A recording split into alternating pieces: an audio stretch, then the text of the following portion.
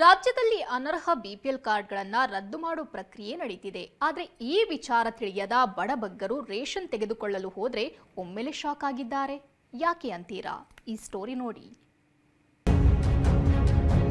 ಕಾರ್ಡೇ ಬಂದಾಗ್ಬಿಟ್ಟಿದೆ. ನಮ್ಮದು ಕೇಳಿದ್ರೆ ಇಬ್ಬರದು ಕಟ್ ಆಗ್ಯದ ಅಂತ ಹೇಳ್ತಾರೆ.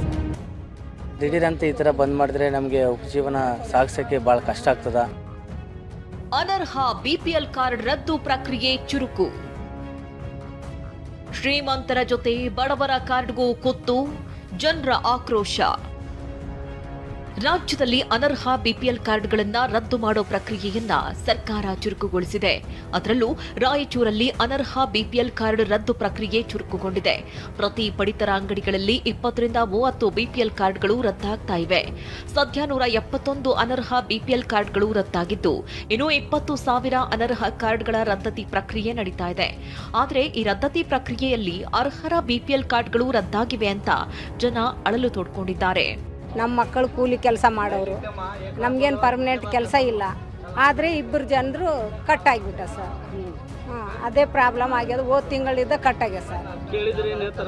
ಕೇಳಿದ್ರೆ ಇಬ್ಬರದು ಕಟ್ ಆಗ್ಯದ ಅಂತ ಹೇಳ್ತಾರೆ ಸರ್. 1,20,000ಕ್ಕಿಂತ ಹೆಚ್ಚಿನ ವಾರ್ಷಿಕ ಆದಾಯ, ಅಧಿಕ ಜಮೀನು ಹೊಂದಿರುವ ಸೇರಿದಂತೆ 8 ಮಾನದಂಡ ಇಟ್ಕೊಂಡು ಕಾರ್ಡ್ ರದ್ದು ಮಾಡಲಾಗ್ತಾ ಇದೆ.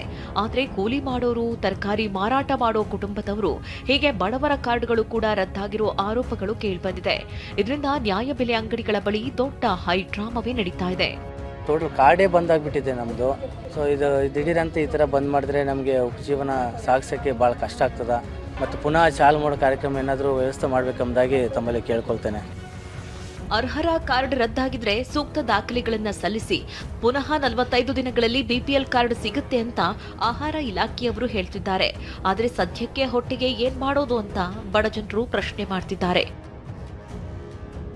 ಭೀಮೇಶ್ ಪೂಜಾರಿ, TV9 ರಾಯಚೂರು.